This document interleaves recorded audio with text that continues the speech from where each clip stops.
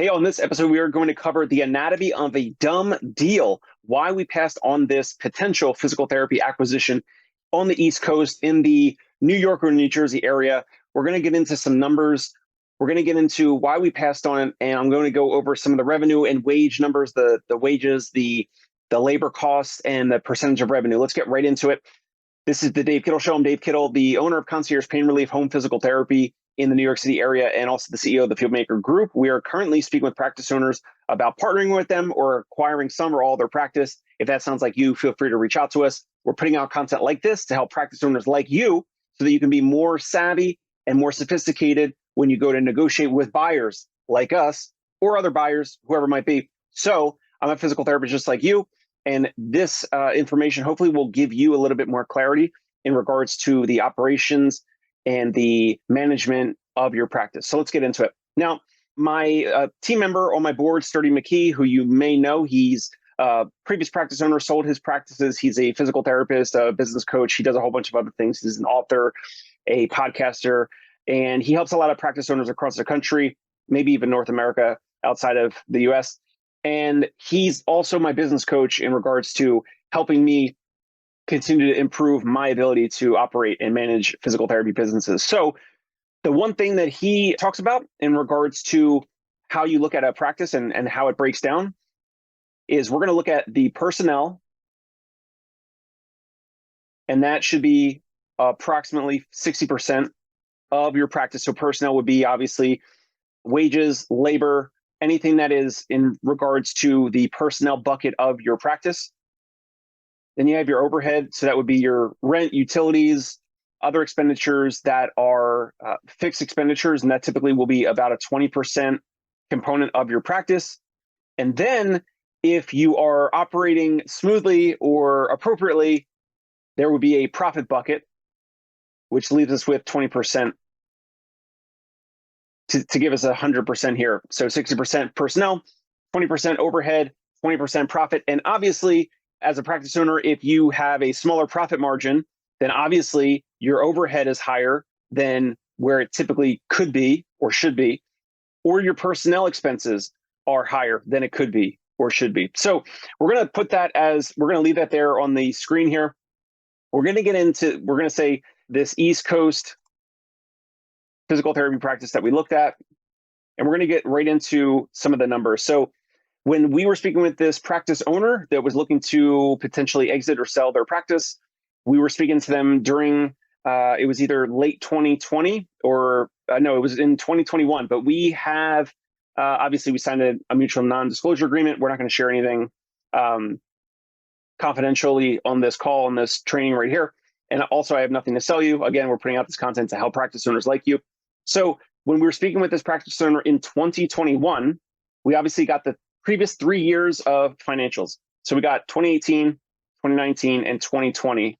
And the information that we're going to talk about, I just pulled right from the Schedule C, right from the tax returns from this practice.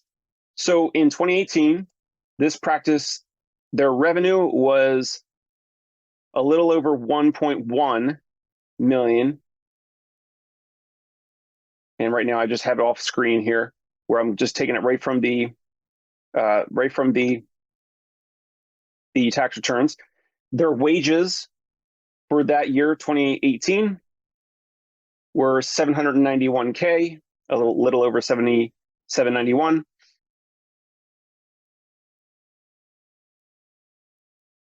Sorry, mistyped there, 930 at the end. There we go. And let's separate this out here. We'll go 2019. This, again, was before COVID, before the world changed. They had a little bit of growth.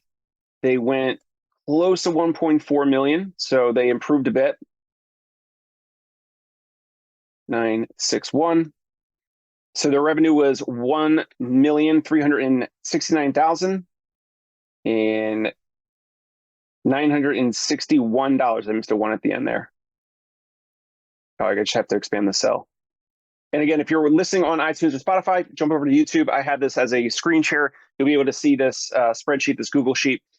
So we'll go into the wages for their wages for 2019, a little under $1 million. So it was 986,847.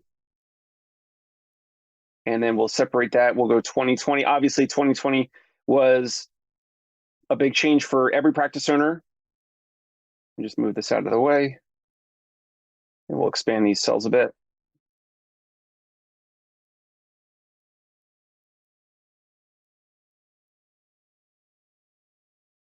So in 2020, their revenue was 1.4, a little, not a huge jump, but a few, couple tens of thousand, maybe, what was it, so $40,000 more approximately. The revenue was $1,410,741 in 2020. So far, so good, right? The revenue in 2018 was 1.1 million. Then in 2019, their revenue was a little under 1.4 million.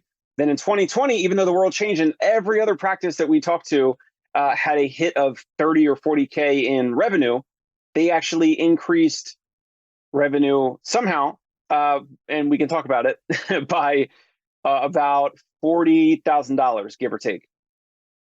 And their wages for that year in 2020, their wages was $1,081,790. So I have these spread out. If you're listening on iTunes or Spotify, I'll try to walk you through verbally as much as possible. So we got the last 3 years of tax returns in that year, 2021. So it's been a few years since we've had these financials. I just pulled these financials up. I was thinking about this practice owner, and I thought, hey, maybe this would be a good idea to share with you guys as a confidential, discreet sharing of their financials without disclosing the practice name, the practice owner, et cetera, but kind of just showing like, here's how we thought of things, and here's why we passed on it. So let's just do a really simple breakdown of wages as a percentage of revenue. So let's just call it W as a percentage of R, wages as a percentage of revenue. And to find that, it's super simple. We're going to just go wages divided by the revenue, and then we get a percentage. So we get 0.68, which we're going to convert to percent. So 68%. Already, we're just going to reflect back here on what we talked about with Sturdy McKee and personnel bucket, ideally 60%. So they're kind of in that ballpark. They're at 68% for that calendar year of 2018. So 68%, just looking here. Now, then there'll be either a little bit more going into the overhead component or potentially less coming out of the profit bucket, right? In order for a practice or any business to have 68% of wages as a percentage of revenue. So let's take that again. We're just going to copy this, put it in this cell here. Wages, or W, as a percentage of R, wages as a percentage of revenue. Super simple equation here. Wages divided by revenue for this year, 0.72, convert it to a percentage. And it's like, oh, okay, so now 2019, they went from 68% of wages as a percentage of revenue to 4 percentage points higher that next year. This is also before COVID. So it's kind of like, all right, well, even before COVID ever started, it's like your wages are increasing, but your revenue is not increasing at a commensurate amount to keep it closer to this 60% personnel bucket, right? So that's just like initially what we were looking at. Now we're going to dig into 2020 here. Same type of thing. We're going to take W as a percentage of R. Just expand the cell a little bit.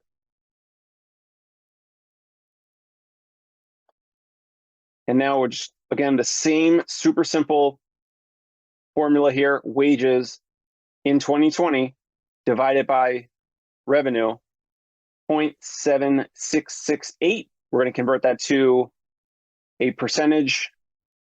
And now you could see this trend we're getting further away from the 60% personnel bucket, which means it has to come from these two other places. It has to.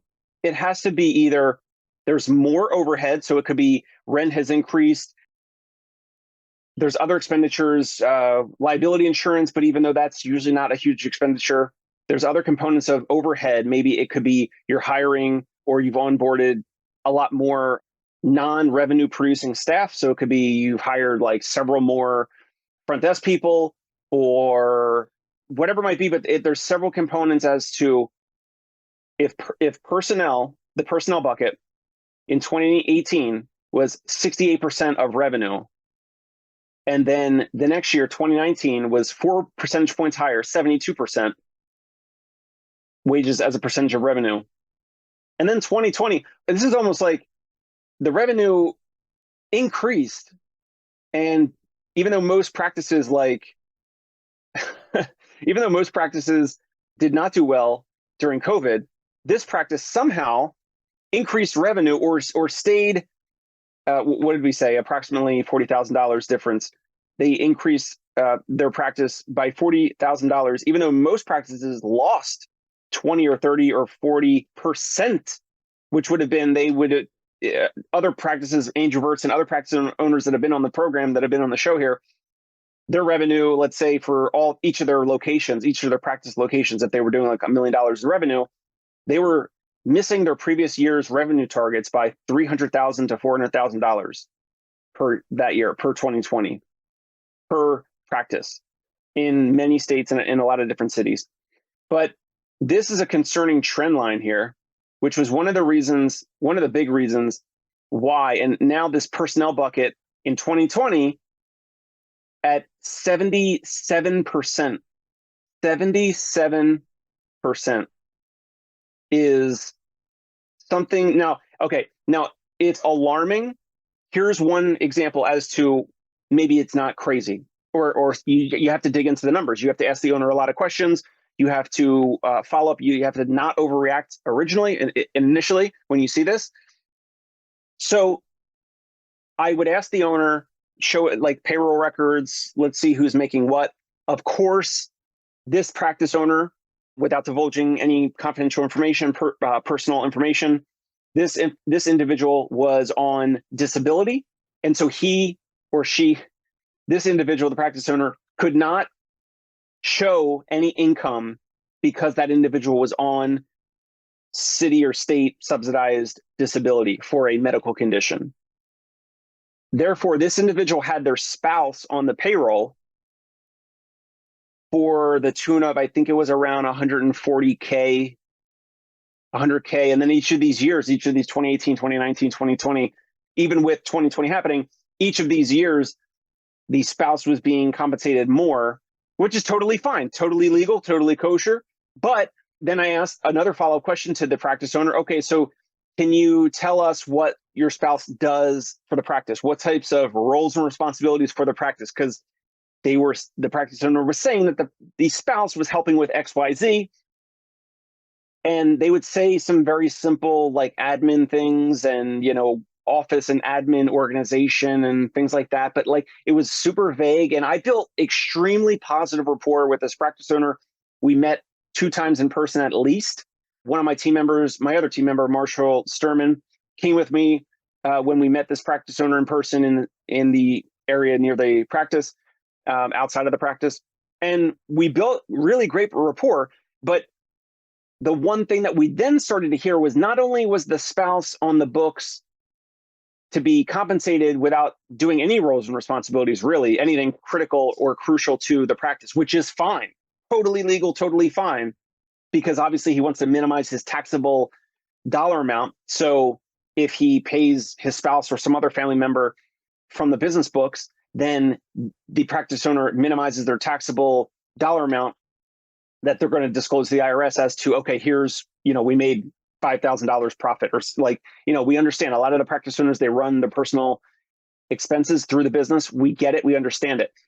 But then as we were digging into payroll and the wages, a lot of his physical therapists were making $100,000 per year. And there was a, I think it was for this amount, I think it was about 4.5 FTE. It was about 4.5 full-time equivalents. So obviously it was like 6 clinicians, mostly physical therapists, PTAs, et cetera. But it was, don't quote me, I think it was around 4.5 FTE. And we looked at some of those licensed clinicians and 1 or 2 that had been with this practice owner for over 10 years, maybe longer. And one of the practice owners was making $125,000 in salary per year, which is awesome, unless there's buyers like us that are looking at the books and saying, this particular physical therapist, let's look at their productivity. Can we look at, and basically, I'm trying not to, I don't want to, if the practice owner sees this, I don't think he's going to get mad at me because we talked about all of this, but this practice owner was paying his staff more than market rate. The 2 physical therapists, especially the one that was making $125,000, and the physical therapist was, the last we looked at the numbers, was not necessarily producing enough to cover their own cost. So either the practice owner is breaking even, where that physical therapist, there's other physical therapist production that's basically like subsidizing this inflated over the top market rate salary for the amount of patients that this physical therapist was seeing on a daily basis, and including the coding and the billing and everything that would go into revenue per visit and units per visit and all that type of stuff. So it was this, one of the reasons why we passed on this. There's several things, and it's not just wages as a percentage of revenue increasing over those last 3 years, but the practice owner, we were building so much rapport that then he would remark on some of the things that these longtime physical therapists, his physical therapist, had said to him. And one of the things that this physical therapist said was, because the practice owner had floated the idea out to him, like, hey, I'm speaking to some other groups and some other physical therapists about potentially partnering with us or selling or retiring or whatever. And the one physical therapist that was making at least $125,000, the one that has been there for 10 years, I think it might have even been closer to 15 or 20 years as a staff physical therapist. That physical therapist had said to the owner, you don't need to sell to any other group. I think that's a bad decision. We got you. We're going to keep running the practice. We're going to keep doing what we're doing. And you can pop your head in here once a week, whatever, come whenever you want. But obviously, those physical therapists and staff clinicians had a great situation. They were being compensated very well, above market rate. Some of that is disclosed here in the wages as a percentage of revenue. And some of it is in like the financials, but then some of it is like you kind of find out about it when you're interviewing and you're building rapport and you're building a relationship with this practice owner over time. And so not only are they well in excess of that personnel bucket that we talked about, personnel being 60% of the practice, overhead, cost of rent, very, very expensive in the New York and New Jersey area. And then that extra money that you're paying to your physical therapist is either coming from overhead, which if you have a brick and mortar office, and this was an outpatient office, this was one office, the overhead is going to be fixed, and each year it's going to typically be more expensive, right? So this practice owner, to just kind of keep his therapist happy, and he obviously paid them, again, I still don't know how they were able to do so well during COVID. They all wore masks. They abided by, they were only shut down briefly, I think maybe 2 months, maybe 3 months. So they produced more revenue in less time in 2020 than compared to 2019. So then you got to ask yourself, so how are you guys not able to produce more than 1.4 million in 2019? Like, were you guys just taking it easy in 2019? Like, did you underbill or undercode? Did you, I mean, just so many questions, right? So many questions.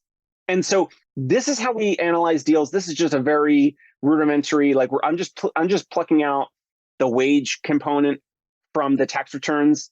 Um, and obviously, if you're looking at the tax returns for a practice like this, you want to make sure you're looking at, like, sometimes they might be on different lines, and there might be a wage line, but then there also might be like another line later for the 1099 independent contractors. So then you have to mash those numbers together to get like the total dollar amount for personnel. But anyway, um, this is just part of this is we're kind of digging in the financials and we're trying to see, like, what are the things that look great? Like, hey, the revenue in 2020, that looks great, right? And if you look at the revenue from 2018 to 2019 to 2020, it's growing. So it's like, man, this looks like a nice stable practice.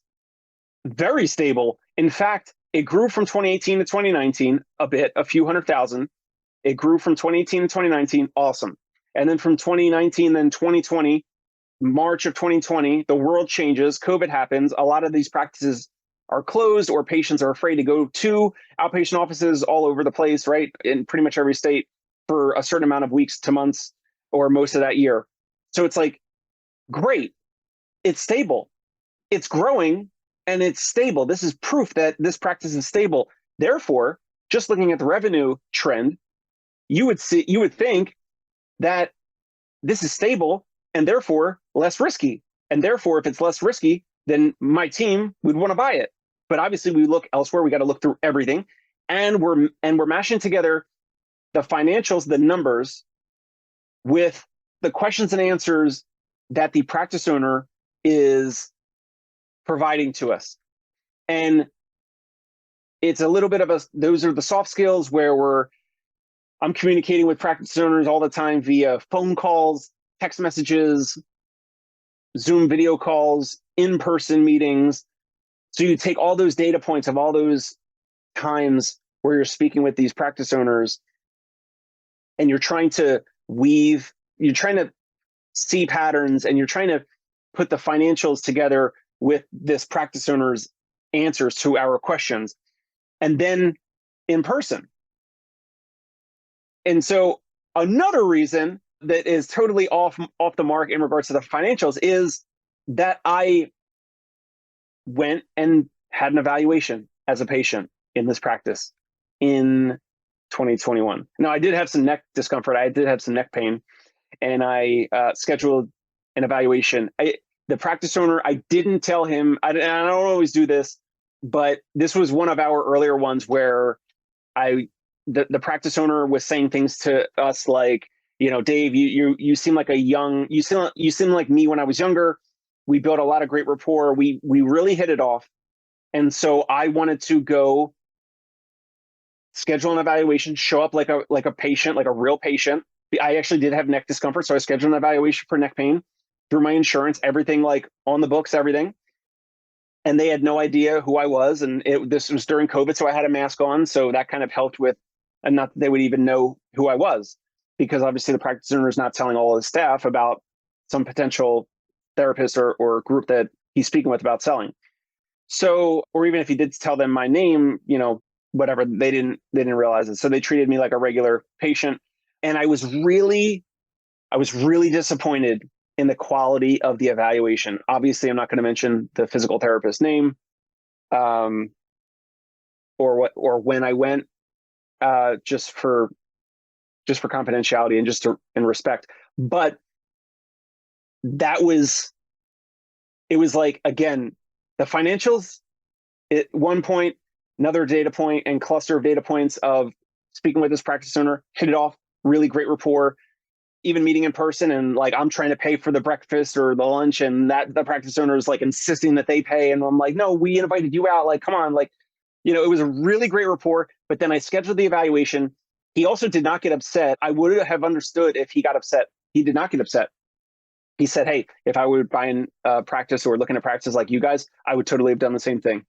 So I was like, all right, cool. I appreciate that. I mean, I really wanted the true experience of a real patient going into this office, scheduling an evaluation, getting some treatment, getting taught a home exercise program. And I was so underwhelmed. The physical therapist, I know it was during COVID, but it was 2021. They didn't put their hands on me. I had a mask on. All the physical therapists had masks on, but they came in, a range of motion screen, but no hands on, no, they didn't check I said I had numbness and tingling into one of my arms. They didn't do any strength tests. I mean, obviously, like if I have cervical radiculopathy or whatever, you're going to check dermatomes, you're going to check strength. And they didn't even ask me like if I can raise my arms over my head. They just put some stim on me, on my back, my neck, some electrical stimulation without any manual therapy, without any palpation or anything first, for stimulation for 10, 15, whatever minute, you know the drill, some stim and heat. And then another person came in, which I think was a PTA, and did like a very basic cervical spine, paraspinals, like massage, not joint, not PA mobs, not, I mean, I was just so underwhelmed. And all of this is why we passed on the deal. All of this. And it's like the revenue in 2021, it was like great, but how? And almost like if everything else is looking bad, the practice owner's like paying all the staff more, letting the staff basically run the practice. It's like Lord of the Flies in there, basically. You know what I mean? So like, it was all those reasons as to why we passed on the deal. I forgot to mention to the top of the show, this is the anatomy of a dumb deal. Shout out to Ted Leverett. He puts out some documents and some case studies. I got that from him. I want to give a shout out to Ted Leverett, partneroncall.com, I believe is his website. I want to give him a shout out. That's where I got the title of this episode. Super catchy. And, you know, I love good marketing. So shout out to Ted Leverett. This is why we passed on the deal. Some of the financials, and then some of the actual happenings inside the practice, the actual humanistic, the treatment approach, the treatment quality, the humanistic approach. I mean, I was, I just was so underwhelmed. And I was like, oh my gosh, like I was so excited that this was going to be potentially our first acquisition.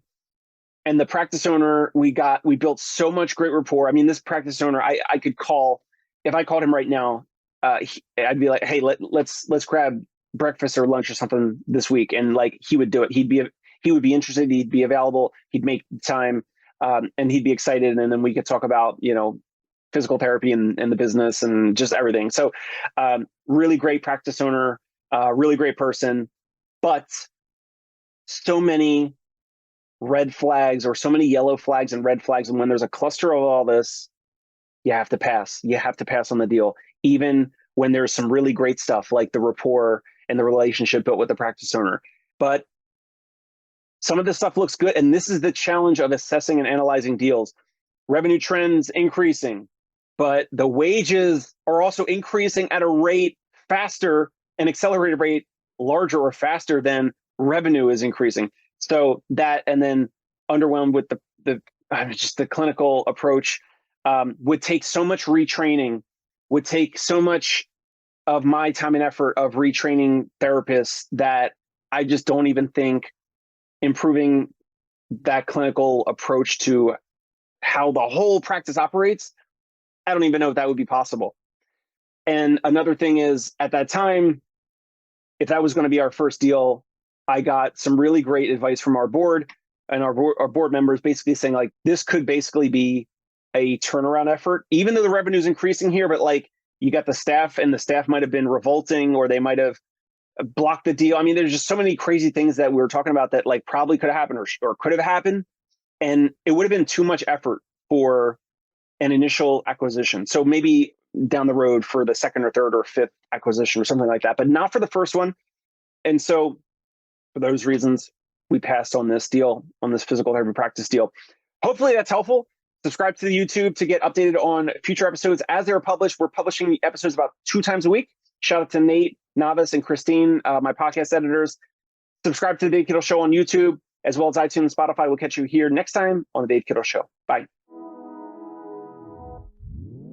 Hey, it's Dave Kittle. Are you a healthcare business owner or physical therapy practice owner who is looking to figure out your succession plan or exit strategy? We might be able to help. And in fact, we may be interested in acquiring your practice. If you're interested, you can reach out to me. Shoot me an email at dave@conciergepainrelief.com. That's DAVE at CONCIERGE painrelief.com. Or you can call me at any time, 646-781-8884.